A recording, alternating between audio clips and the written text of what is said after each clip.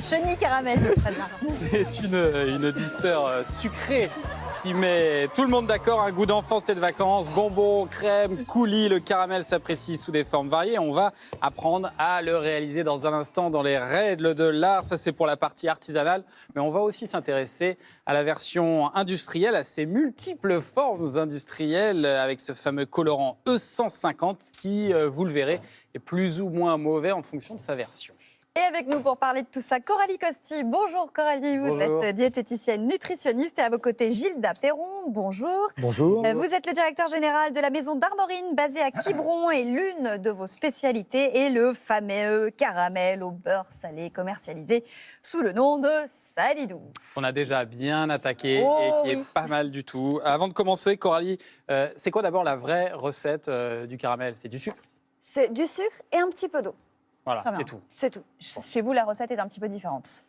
En fait, la base, effectivement, de notre caramel est celle que vient d'expliquer Coralie, c'est-à-dire qu'on fait cuire, on fait chauffer du sucre dans de l'eau. Et chez nous, on va rajouter en plus du beurre, de la crème, du lait. Ouais. Voilà, beurre pour doux ou beurre salé? Voilà, on est en Bretagne, Maya, et donc évidemment, c'est du beurre salé. Oh là là là là, Attention, la personne a failli quitter le plateau. Oui, en Bretagne, on consomme du beurre salé. Ça, c'est lié à l'histoire de la Bretagne. Ça date de quand, ça? On le sait. Ça date du Moyen-Âge. Du Moyen-Âge? Oui. Vous avez tous entendu parler de la gabelle, qui est un impôt en fait, qui a été mis en place au Moyen-Âge sur le sel. Ouais. Et seule la Bretagne en fait, n'a pas subi cet impôt. Et c'est la raison pour laquelle on a pu continuer à consommer du sel en Bretagne. Une exception bretonne, alors. Encore une. Eh ben, bravo. Question de Laurence maintenant qui nous dit « Je suis curieuse de connaître vos astuces pour bien réussir un caramel maison. Est-ce qu'il y a des techniques pour être sûr de réussir à tous les coups? Parce que moi, je le disais tout à l'heure, j'ai testé ce week-end, ça a été un fiasco. » Alors, j'ai vu Farida tout à l'heure réaliser très facilement son caramel. Ouais. En fait, il faut une bonne poêle, une bonne casserole, assez lourde en général, pour une bonne répartition de la chaleur. Un bon fond, alors? Un bon fond, Ça. exactement. Vous allez y mettre le sucre, le recouvrir d'eau, et vous allez mettre à chauffer. Le recouvrir d'eau? Oui, vous recouvrez de toute façon, l'eau va disparaître avec l'ébullition. Okay. Vous ne touchez surtout pas. C'est ça, ce que disait Farida, hein, c'est le secret, il ne faut jamais toucher. Il ne faut jamais toucher, exactement. Qu'est-ce qui se passe si on touche? Alors, en fait, vous allez provoquer une recristallisation et vous allez éviter que le sucre en fait ne fonde. Là, il faut que le sucre fonde.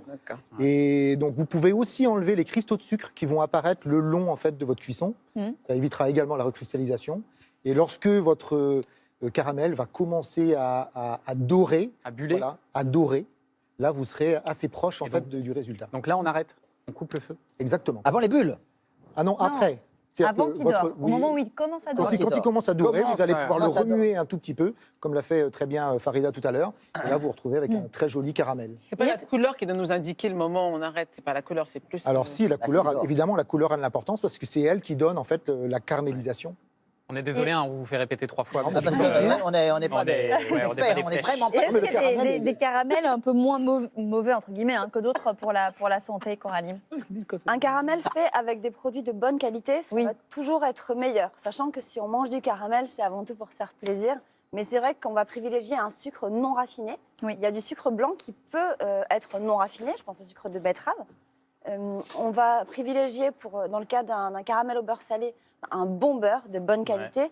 Et déjà, ça va apporter un petit plus, non seulement pour la santé, mais aussi, avant tout, pour la qualité, pour le goût. Et puis après, on peut s'amuser avec le caramel. C'est ce qu'on va faire en cuisine. Vous allez nous montrer une recette assez originale, puisqu'on va déguster un caramel avec de la coco dedans, de la noix de coco. Alors, expliquez-nous comment vous faites. Donc déjà, on va voir la fabrication du caramel. Ça commence par là, j'imagine. C'est ça. Les ingrédients. On va avoir besoin de sucre de coco. Sucre de coco. De fleur de coco, plus précisément. Ok. Il va nous falloir ensuite du lait de coco, de la crème de coco pour remplacer un petit peu ce côté beurre salé, de la fleur de sel et un petit peu d'eau. Et un petit peu d'eau. Avec tout ça, si ça sent pas la noix de coco, c'est qu'on a raté quelque chose. Alors, vous nous montrez d'abord, j'imagine qu'on fait chauffer le sucre d'abord. On fait chauffer le sucre. Alors, on va prendre un petit peu de sucre. Il est très différent du sucre classique? Vous voyez, il est un petit peu plus fin. D'abord, sa couleur est différente. Ça va pas être compliqué, ça, que le fait qu'il soit déjà foncé par rapport à la fameuse couleur. Il a déjà subi une forme de caramélisation. Et on va se rendre compte. Vous mettez un petit peu d'eau. On met un tout petit peu d'eau. Vous ne recouvrez pas, vous en mettez qu'un petit peu. C'est-à-dire que comme il a déjà caramélisé, Eh oui, C'est ça. c'est pas tout à fait la même chose qui va se passer. d'accord. Parce qu'il va fondre beaucoup plus rapidement. Il y a un petit peu de fibre aussi dans le sucre de coco. Et puis il est très poudreux en plus. Il est très très poudreux, on dirait du sable. C'est ce qui fait qu'on n'aura pas exactement le même résultat que sur un caramel normal. Vous voyez, il ne se passe pas tout à fait la même chose là. Il se passe rien d'ailleurs, non? Mais si, vous allez voir, c'est en train de fondre. Vous Regardez, mettez ça très doux? regardez, ça c'est en train de fondre. Là, je vois que vous êtes à 4 à peu près. Là, j'ai monté à 4. Il faut contrôler quand même toujours un petit peu la cuisson. Et alors celui-là, on peut l'aider un petit peu. Regardez, En il tournant va comme ça. déjà fondre. Ouais, Il va déjà fondre et on a beaucoup moins ce risque de recristallisation ouais. dont parlait Gilda tout à l'heure. Où est-ce que vous le trouvez, votre sucre de coco? Ça se trouve partout, ça? Ça se Dans les trouve de magasins plus bio, en beaucoup plus en magasin. Alors, ça se retrouve aussi en grande surface. Hein. Ouais. Maintenant, c'est un produit qui revient quand même pas mal. Mais ça se trouve surtout en magasin bio. Ouais. C'est meilleur pour la santé? C'est intéressant. C'est moins mauvais pour la santé? C'est moins mauvais que le sucre raffiné, C'est quelle ça. que soit son origine. Ouais. Et puis, on va avoir des minéraux. On va avoir, donc je le disais tout à l'heure, des fibres et même un petit peu de fer. Ouais. Puis j'imagine qu'on peut faire ça avec plein de sucres différents. Hein. On peut peut mettre, faire on peut mettre ça. du sucre de canne à la place? Il y a s'il est non raffiné il y a autant de sucre que de caramel. Vous voyez là, je l'ai un peu titillé avec la spatule. Ça lui a Et fait ça du n'a bien? pas, ça lui a fait du bien, ça n'a pas recristallisé. Donc je vais pouvoir ajouter, on va augmenter un Il petit est peu. presque fait là. Il est presque fait et il est super rapide. Il est super rapide. On va ajouter un petit peu de lait de coco. Ah. Parce que vous avez lait de coco et crème de coco, hein, c'est ça? On a lait de coco et crème de coco. Pourquoi ces deux-là? Eh bien parce que la crème de coco, pour retrouver l'onctuosité du caramel au beurre salé, Ah. c'est la gourmandise. Hein. Ça va lui donner de l'épaisseur aussi un peu. C'est ça, c'est juste pour la texture, c'est juste pour la gourmandise. Et ça, ensuite, on va pouvoir le conserver longtemps? Il se conserve, et comme il y a quand même du lait de coco et de la crème, il se conserve 1 semaine au réfrigérateur, Ça va. à Ouais, condition de bien filmer le récipient ou de le fermer. d'accord. Et Vous allez en faire quoi, vous, par exemple? Vous en servez pour quoi? Soit je m'en sers pour recouvrir des fruits, Ok. Fruits exotiques? des fruits exotiques, ça peut être de l'ananas, ça Ouais. peut être bon. Ça doit bien marcher, ça. Oui, c'est très très bon avec l'ananas. Ouais. Et sinon, je m'en sers pour faire des bonbons. Vous mettez ça dans des bacs à glaçons, Ah. vous mettez ça... On laisse durcir. c'est ça, vous laissez durcir, et puis c'est bon. Regardez, là, on a une ébullition, on a une super ébullition qui est en train de se faire, donc je vais baisser le feu. Ah bah là, ça y est, c'est prêt, là. Là, c'est super important de Il n'y a plus qu'à ajouter un baisser peu le de crème, feu. non? Il ne faut pas hésiter, exactement. On va ajouter... je vais prendre, Allez-y, allez-y, allez-y. Alors, les amis, pendant qu'on ajoute la crème, vous pouvez déguster parce que Ah bah vous nous, on en l'a avez. fini, hein. Vous, ça y est, vous Je vais avez, alors- vous avez démarré. Qu'est-ce que vous en pensez? Gilda, vous l'avez vous Ah, c'est aussi hyper goûté? Qu'est-ce que vous en pensez? C'est bon. Je trouve ça très très bon. on ajoute Ouais. de la vous crème. plaît. Et c'est Là, très je vous original. Ouais. Et on n'oublie pas... Et c'est des recettes un peu qu'on recherche parce qu'on est attiré par les crèmes de caramel végétales. Ah, il y a peut-être un contrat à nouer, là. Attention. Ah. On n'oublie pas la pincée de fleurs de sel, évidemment, pour Qui- faire Ah oui. honneur, C'est bon. pour faire faire plaisir à honneur Gilda. à nos amis bretons. Fabien, t'aimes bien? C'est Ça bon. vous hein. plaît? Et donc, Ah, la c'est bon, crème hein. de C'est coco. ça, bon, hein. c'est bon. Ah, c'est tonique, hein. Ah, c'est tonique? Ah, c'est tonique. C'est Non, du mais caramel tonique. la texture est plus liquide qu'un caramel La beurre salé, texture mais est- c'est vrai qu'on peut Ça très se bien... boit comme du petit lait. Ah oui, franchement, T'es sûr que c'est t'as pas délicieux. mélangé avec ton gin tonic, là? On peut jouer sur la texture en ajoutant plus ou moins de crème de crème. et plus ou moins de lait. Sur une glace à la vanille, ça Sur doit une être glace incroyable. à la vanille, Ah oui. c'est Bizarre. super C'est bon. comme du caramel et en même temps, Avec ce petit ça goût va un peu coco. ailleurs avec le C'est petit ça. goût de coco. Et c'est intéressant pour les gens qui sont véganes ou qui ont un régime Mais végétarien, bien sûr. qui ne ça. veulent pas manger ou ne Et peuvent bah voilà, ça y est, en quelques minutes, il Manger est prêt. des- Merci Et voilà, beaucoup, Coralie. prêt. On a fini. Non, mais Merci. Gilda, c'est vrai que ça vous inspire. Vous dites que vous recherchez, vous aussi, et notamment sur le public vegan, des alternatives. Exactement. Non, c'est un vrai sujet d'actualité aussi chez nous. Il y a 2 ans, 3 ans, on a lancé. C'est vrai qu'on est plutôt sur des produits traditionnels hein, qui ramènent à l'enfance et des produits régressifs. Mais il y a 2-3 ans, on a lancé une très jolie gamme en bio, par exemple, qui marche très très bien aujourd'hui. Et le sujet aujourd'hui sur lequel on travaille, c'est le caramel végétal. Et donc, un caramel au sucre de coco, pour vous, ça peut rester du caramel. Ah, exactement, oui, Ouais. ça peut rester du caramel. Ouais. On peut utiliser, alors ça peut être Ouais. Nous, on utiliserait peut-être un coco dénaturé, parce que pour avoir un produit qui soit plus consensuel, parce qu'il est quand même très typé coco. Voilà. On va faire un produit plus grand public, mais on peut aussi utiliser de la crème de soja, de la crème de riz. sûr. Voilà. Et dans ces cas-là, on va aussi utiliser un sucre, plutôt un sucre de canne roux, par exemple, pour fabriquer le caramel. Question maintenant d'Anna qui vous dit pourquoi trouve-t-on des caramels assez clairs et d'autres beaucoup plus foncés? La recette est-elle différente? Qu'est-ce qui va donner cette couleur plus ou moins foncée au caramel? En fait, c'est la cuisson, c'est-à-dire les températures de cuisson et le temps de cuisson en fait, qui va donner cette couleur blonde ou plus foncée au Mais caramel. au puis, goût, ça va être différent. Même quand il est très foncé ou très clair, le goût, il est différent. Ah oui, en général, un caramel clair va avoir plutôt un goût crémeux, alors qu'un caramel très foncé sera plutôt porté vers l'amertume. Et là, on découvre le vocabulaire autour justement de la cuisson du caramel. Oui. Je sais pas, on découvre, on ne connaissait pas du tout. On va tous pas ces tous termes, vous les grand faire, mais il y en a filet, 2 pages petit comme boulet, ça. grand boulet. Ah, c'est intéressant. Mais juste en fonction de la température de cuisson. Donc c'est vraiment une science, ça, le caramel. Ah oui, c'est une science. Alors je vais vous expliquer rapidement les raisons pour lesquelles ça avait ces termes. Il faut savoir qu'il y a quelques années, on n'avait pas de thermomètre pour pouvoir mesurer en fait la température de cuisson. Alors là, c'est plutôt des cuissons de sucre. Et donc les confiseurs en fait mettaient leurs doigts sous l'eau froide, trempaient ensuite, récupéraient ensuite un morceau de sucre, et en fonction de la texture qu'avait le sucre dans leurs doigts, en fait ils avaient soit ce qu'on appelle le petit filet, soit on avait aussi ce qu'on appelle le grand cassé, ce qui donne en fait la texture qu'aura à la fin votre caramel. D'accord. Par exemple, les niniches que vous avez ici sont fabriquées avec une cuisson au grand cassé. On est sur un caramel dur qui casse. Qui casse, d'accord. Voilà. Et est-ce que le fait de faire brunir à haute température du sucre, ça peut être dangereux pour la santé? Oui, c'est dangereux dans le sens où, au bout d'un moment, les molécules de glucose et de fructose qui composent le saccharose vont complètement se dégrader. Et à partir de là, elles vont dégager des composés qui sont toxiques. Ces composés, on les retrouve dans la fumée du barbecue. Mais ce sont des benzopyrènes, mais on les retrouve aussi dans la fumée des cigarettes, enfin dans les cigarettes, et dans les gaz d'échappement. Donc on est quand même sur une création de substances réellement toxiques, et donc nocives pour la santé, potentiellement carcinogènes aussi. Tant qu'on y est, on voit dans les supermarchés des coulis caramel, avec dedans souvent du sirop de glucose, fructose, en plus du sucre. On a également ces flancs, là, autre exemple, où on va voir dans l'étiquette qu'il y a des sirops qui sont rajoutés. Qu'est-ce que vous en pensez de ça? Oui, on utilise du sirop de glucose-fructose pour plusieurs raisons, hein, pour des raisons économiques avant tout, aussi parce que ça a une texture liquide, donc on va les mélanger plus facilement aux recettes. C'est très souvent le sirop de glucose-fructose, c'est pas terrible. C'est pas juste du sirop de glucose tout seul ou du sirop de fructose tout seul. L'association des deux, c'est fait très souvent à partir de maïs génétiquement modifié déjà. C'est pas terrible. Et l'association des deux, ça va avoir une charge glycémique très très forte. Donc ça veut dire que ça va faire monter très tôt le taux de glucose dans le sang.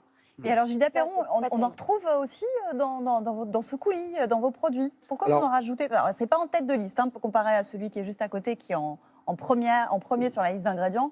Chez vous, ça arrive un petit peu plus loin. Ouais, alors, sur un produit comme la crème de caramel, par exemple, on utilise un tout petit peu de sirop de glucose. On utilise un sirop de glucose de blé. En fait, il faut savoir que le glucose, c'est un produit qui traditionnellement est travaillé par la confiserie, parce que c'est ce qui permet notamment, si vous voulez fabriquer des bonbons durs, des caramels durs, en fait, vous êtes obligé de passer par ce glucose. Donc c'est pour ça qu'on en utilise un tout petit peu. Par contre, on n'utilise absolument pas de glucose-fructose, parce que comme le disait justement Coralie, c'est un produit qui est quand même assez nocif. Il paraît que la bière et le whisky contiennent du caramel. Est-ce que c'est vrai, nous dit Raphaël? Oui, c'est vrai. Du caramel. On n'est pas sur le même caramel. On n'est pas sur le caramel savoureux et traditionnel. On est plus sur soit de l'arôme, soit le colorant caramel. On le retrouve un peu dans tous ces produits-là. Le fameux E150, c'est ça qu'on retrouve dans ces produits et aussi dans la bière, dans le whisky. On en trouve dans le vinaigre balsamique. On en trouve, et donc dans toutes les salades composées, on en trouve dans... Mais ce qu'on ne sait pas forcément, c'est qu'il y a différents E150. Oui. On va les voir tous, et il y en a qui sont plus ou moins dangereux. A, ça va à peu près. Quand on arrive à D, ça devient plus dangereux. Exactement. A, ça va. C'est pour ça que c'est le seul qui n'a pas de dose journalière admissible. C'est pour ça qu'il n'y a pas de limite. D'accord. C'est juste du sucre et de l'eau. D'accord. Et alors B, on ajoute des sulfites. Le 150B, on va ajouter des sulfites au sucre. Le 150C, donc c'est E150B, E150C, on va ajouter de l'ammonium, qui est un dérivé de l'ammoniac. Hein. Et dans le E150D, c'est un petit peu le cocktail. On a le sucre, les sulfites et l'ammonium. Bon. Donc dans les produits, on essaye d'en rester au E150A. On peut en trouver d'ailleurs dans des produits bio du E150A. Le E150A, oui, c'est le seul qui soit autorisé. On n'a pas le droit de mettre du E150D ou du E150C dans le bio. Et c'est quoi le risque avec une surconsommation de E150D? Le risque, alors il y a des études qui ont été faites, qui sont un petit peu contradictoires, mais des études qui ont été faites sur les rats et les souris et qui ont prouvé que sur ces espèces, c'était toxique et cancérigène. Les études n'ont pas été faites sur l'homme parce qu'elles ne sont tout simplement pas autorisées. Et on a aussi, avec les sulfites, un risque d'allergie, donc un risque d'intolérance. Et à très haute dose, de toute façon, c'est surtout la fréquence, la répétition de l'exposition qui est dangereuse. Donc, à très haute dose, ce sera forcément délétère à un moment donné. Pour terminer, Fabien, tu voulais nous parler d'un produit emblématique de Je voulais vous en parler. Je voulais vous lire une blague, en fait, de Carambar, au départ. Je sens que j'aurai pas le temps de vous en parler plus avant, mais quand même, c'est ça. Alors, c'est vrai que c'est une folle histoire. Commencé en 54 à 67 ans, c'est un confiseur de Marc en Barreuil, dans l'heure de la France, comme vous le savez. Il cherche un bonbon pour remplacer les sucettes, car les sucettes, c'est plus à la mode. Il a un stock de cacao. Pour pas le gâcher, il mélange avec du caramel. Il en fait une barre. L'histoire dit que la machine s'est déréglée. C'est pour ça que c'est devenu une barre longue comme ça. Merci de m'écouter, Maya. Ouais. Mais en réalité, ça a été fabriqué. Je te taquine. Ça a été fabriqué exprès pour que ça soit comme ça. Son coup de génie, c'est pas ça. Il le vend 5 centimes de francs à l'époque pour que les enfants puissent l'acheter avec leur argent de poche. Ah ouais. Il y rajoute des blagues quelques années après, des devinettes. Les gens adorent. Ça, c'est un coup de génie, ça. C'est un coup de génie. C'est tellement drôle. Je ne l'ai plus en tête, mais on a tous des blagues de Carambar. Franchement, c'est hilarant. Le soir, avec tes amis. Mais bien sûr, tu veux passer une bonne soirée? Achète un paquet. Regarde, ça ne coûte rien, ça. Donc voilà, il s'en fabrique encore aujourd'hui. 820 à la minute du Carambar, et il s'en vend C'est quand toujours même. français? Alors, tu sais que ça a été français, ça a été vite revendu à des Américains, à des groupes étrangers, etc. Ça a été racheté par un fonds d'investissement français, Euraseo. On n'est pas dans le capitalisme familial allemand avec les bonbons Haribo, par exemple, qui est le concurrent de ça. Non, on ne sait pas faire ça en France, hélas. Vous avez votre version, vous, Gilda? Effectivement, on a... Les Bresse Bars. Exactement. Merci Maya. On a rendu hommage en fait à Carambar chez les Bretons. Et on a créé un produit qui s'appelle Bresse Bar, donc qui est la petite barre de caramel à la mode bretonne. Il n'y a pas de blague dedans. Non, il n'y a pas de blague dedans. Non, Mais ils sont très très bons. On les a tous goûtés avant le début de l'émission. On est obligé de venir avec ses propres blagues. On pourra peut-être mettre des traductions bretonnes. C'est ça, pourquoi Des pas. bonnes blagues bretonnes. Merci à tous les deux. Merci à Anaïs Merci Cabron beaucoup. qui nous a aidé à préparer ce dossier. Avant de passer à vos cas pratiques, nous allons déguster la recette au caramel que nous a préparée Farida.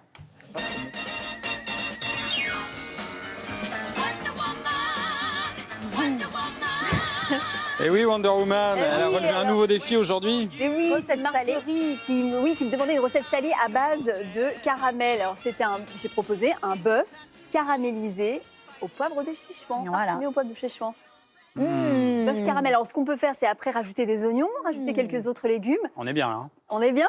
Ah ouais. C'est vrai? Alors, toutes les saveurs. c'est un peu sirupeux, fondant. c'est super bon. Ouais, ce que je promettais, on le retrouve dans l'assiette là, le côté sirupeux. Même effectivement. encore plus. Pas de fausses promesses. Pas de fausses promesses, bon, jamais. Et le jamais. poivre de Enfin, Sichuan, Le poivre de très, très Sichuan, donc très peu, hein, pour éviter d'anesthésier complètement ça. le palais, ce serait dommage. C'est facile à réaliser. Tu as vu Thomas, t'as vu Maya, hein, on l'a vraiment. Je vais montrer à Thomas notamment parce que tu disais que tu avais raté ton caramel avec Mais tu l'as Maya. fait t'as vu, on simplement. l'a fait très très simplement. Mais l'erreur, c'est que moi, j'ai laissé trop longtemps. Alors, Toi, faut t'as pas- arrêté. Mais oui, T'as arrêté vite. j'ai arrêté quand au centre, ça a commencé à blondir. oui, mais c'est vraiment, ça, c'est bien surtout sûr. ça. Et là, on l'arrête et là, on balance les Ah, c'est légumes. très, très bon, la Farida. viande. Vraiment, Merci bravo. beaucoup. J'espère que ça plaira aussi à Marjorie. Vous voulez nous qu'est-ce que parler tu as d'une devant toi initiative J'ai une solidaire. initiative solidaire. Alors, pour célébrer l'arrivée du printemps en solidarité, on va fêter le printemps du macaron le 20 mars. Alors, c'est une initiative solidaire qui avait été lancée par Pierre Hermé. Alors, le principe, évidemment, Le roi du macaron. Évidemment. Alors, le principe, c'est des boîtes de macarons, tu vois, de 6 macarons créés par des pâtissiers avec des saveurs au parfum de l'île de Madagascar. Et alors, le principe surtout, c'est que pour chaque boîte vendue, les bénéfices seront reversés à l'association Zazakeli Zambatra au profit des enfants de Madagascar. Et ça, voilà, c'est juste magnifique. On se fait Regardez le plaisir et on fait un design, beau geste. Ouais, on c'est fait un très joli beau, hein. geste, des saveurs particulières, le design des boîtes donc aux couleurs de Madagascar avec des tissus, les motifs des tissus malgaches. Très beau. Et surtout, on fait une bonne action en se régalant. Eh ben, c'est Merci, merveilleux. Farida. Allez, filons maintenant dans les canapés répondre à vos